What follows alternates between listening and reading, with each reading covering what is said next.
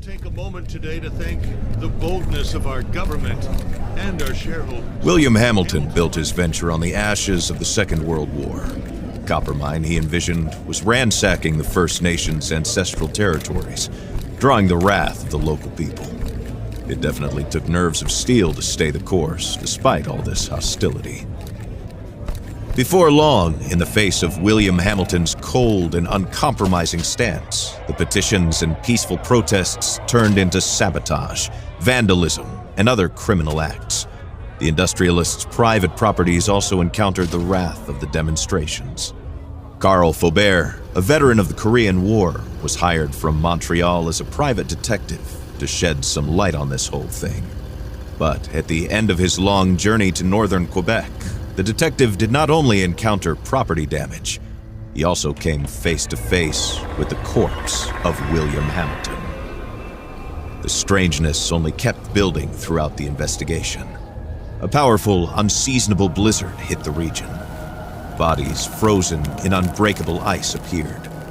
The local fauna began to act strangely and aggressively. Carl Faubert began to doubt his own sanity. The detective felt the weight of a gaze, as if he were at the mercy of a powerful, feral creature waiting for the right moment to attack. Carl's fear was taking over, overpowering his reason. He was giving in to delirium.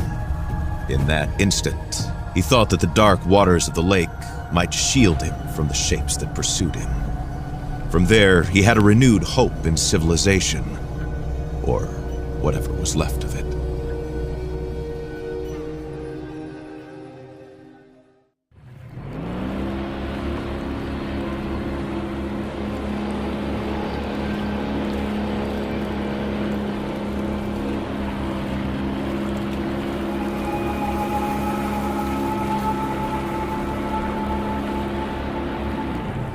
Carl knew that on one of these shores stood William Hamilton's lavish mansion, and there the detective had hopes of finding a way out of the area. A phone, a truck, who knows? Under the luxurious paneling and damask carpets, he might be able to find answers to his questions.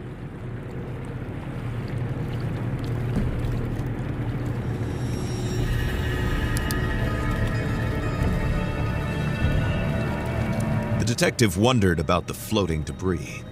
Had it drifted out from the shore, or had it been abandoned there in the middle of nowhere?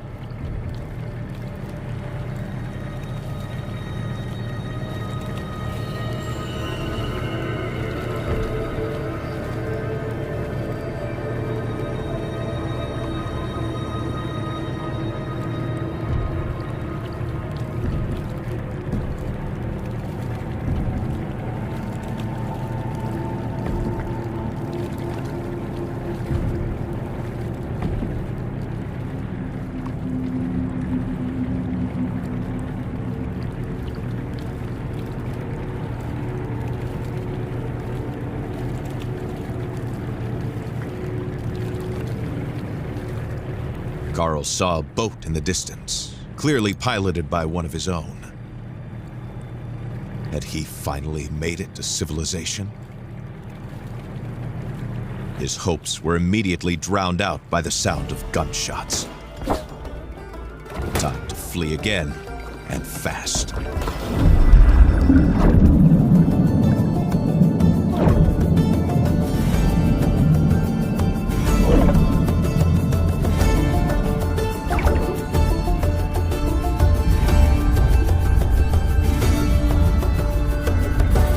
Carl swam without a thought, yet each stroke was desperate. The icy water and his wounds made him feel weaker and weaker. He had to get to shore.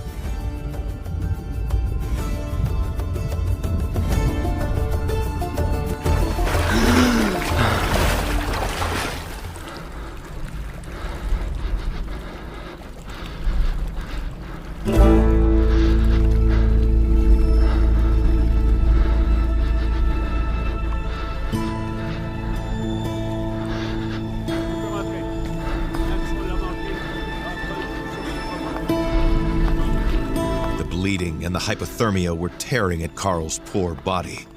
When he finally saw a light in the distance, He was filled with a faint sense of hope.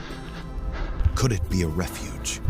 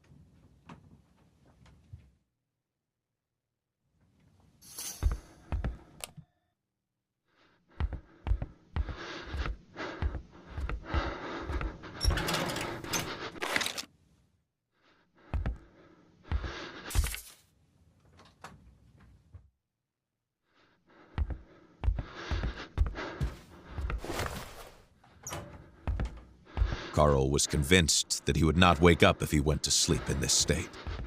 It was probably best to make a fire and take a look at his wounds.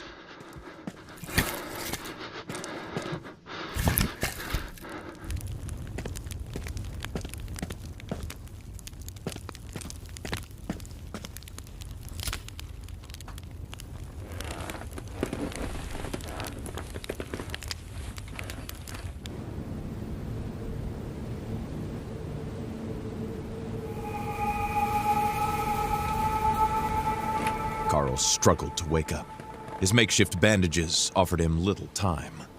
If he wanted to find the truth, he had to get to Hamilton Manor without delay.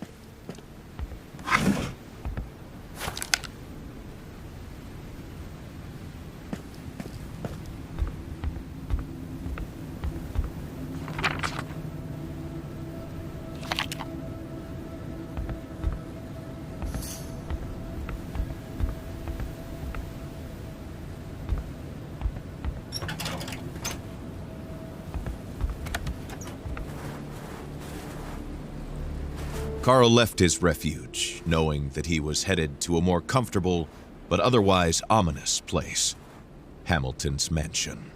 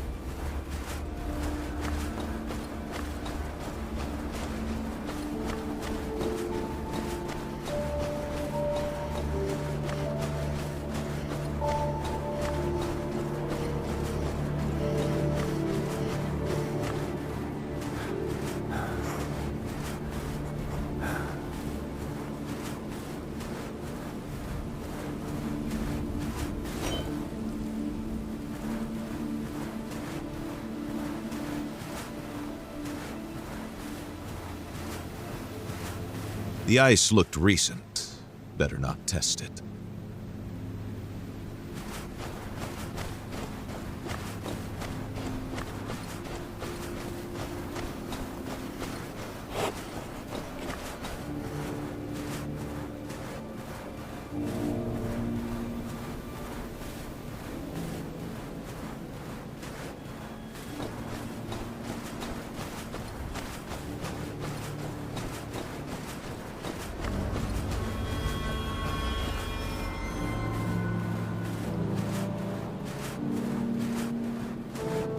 Carl tried to put the horror into perspective.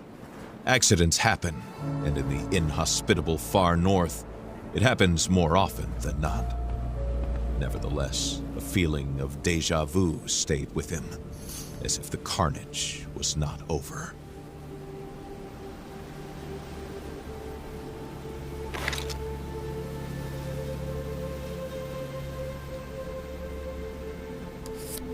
An access card, a rather modern piece of technology, especially for a mining complex in the far north. What could it possibly open?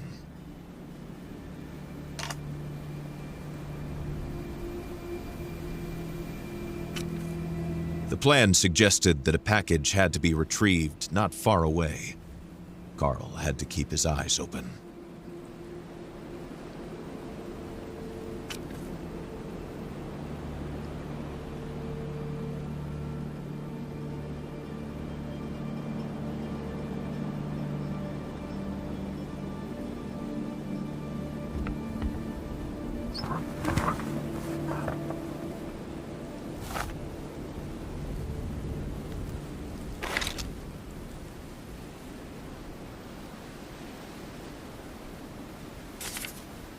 What were these mysterious fragments? And why was there a warning about the Brume? This letter raised more questions than it answered for the detective.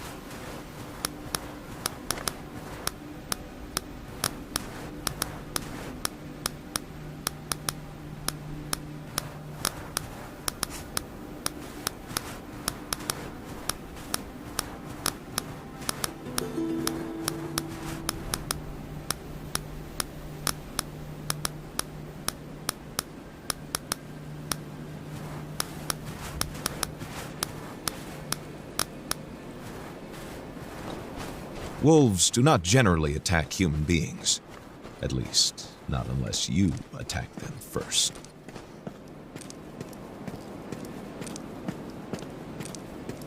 Carl's intuition stopped him. Somehow, he knew that this road would lead him to ruin.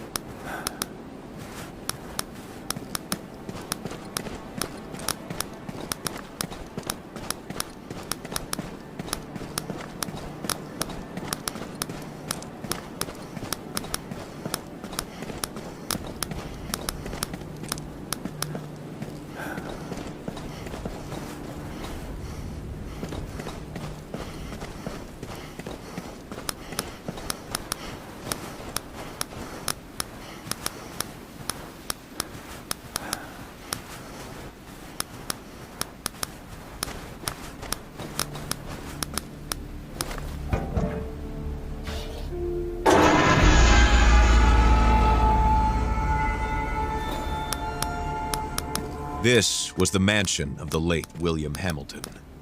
No doubt about it. There was no other rich industrialist in the area to have a sumptuous mansion built in the middle of nowhere.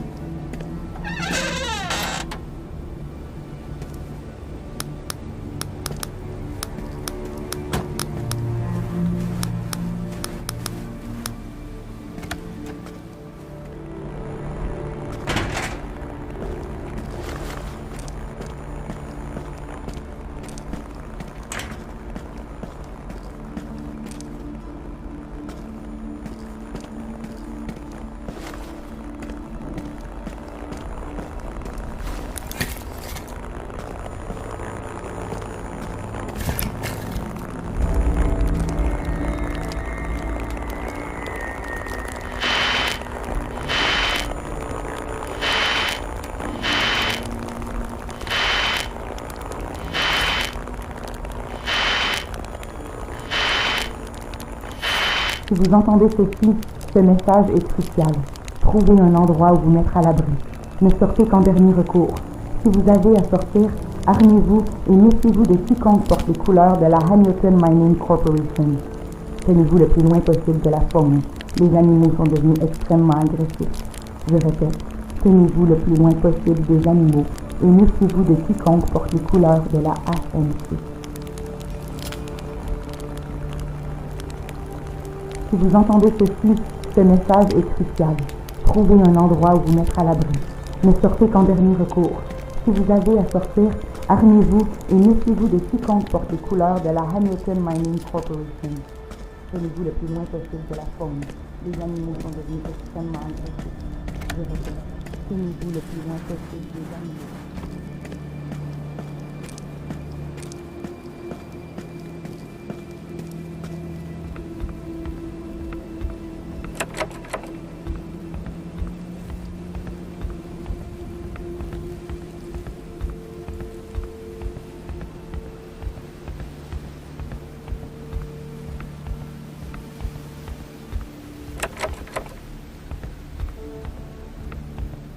This letter, found in the cabin, mentioned a gazebo.